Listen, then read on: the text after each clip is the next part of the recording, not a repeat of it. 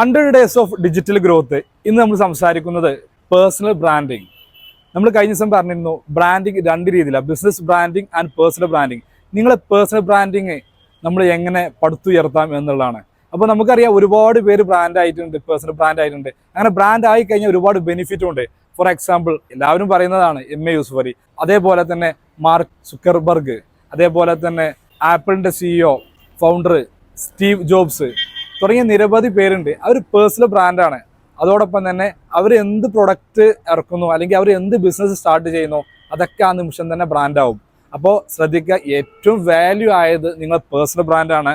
Personal brand ആയിക്കഴിഞ്ഞാൽ, നിങ്ങളെ personal branding ആയിക്കഴിഞ്ഞാൽ നിങ്ങളെ ബിസിനസ്, നിങ്ങളെ പ്രൊഡക്റ്റ്, നിങ്ങളെ സർവീസ് എല്ലാം ബ്രാൻഡാക്കാൻ പറ്റും. അതേപോലെ തന്നെയാണ് നിങ്ങളെ ബിസിനസ് ബ്രാൻഡായി കഴിഞ്ഞാൽ നിങ്ങളെ ബിസിനസ്സിൽ ഇറങ്ങുന്ന ഏത് പ്രൊഡക്റ്റും അതിനോട് കൂടെ ബ്രാൻഡാക്കാൻ പറ്റും. എന്നാൽ പ്രൊഡക്റ്റ് മാത്രം ബ്രാൻഡാക്കിയാലോ, നിങ്ങൾ ഓരോ പ്രൊഡക്റ്റിന് വേണ്ടി നിങ്ങൾ സെപ്പറേറ്റ് ബ്രാൻഡ് ആക്കി മാർക്കറ്റ് ചെയ്ത് കൊണ്ടുവരണം. ഓക്കെ, അപ്പോൾ നമുക്ക് ഒരുമിച്ച് നമ്മുടെ പേഴ്സണൽ ബ്രാൻഡ് ഉയർത്തി കൊണ്ടുവരാം. അക്കൗണ്ട് ഫോളോ ചെയ്തോളൂ തുടർന്നുള്ള വീഡിയോസിന്.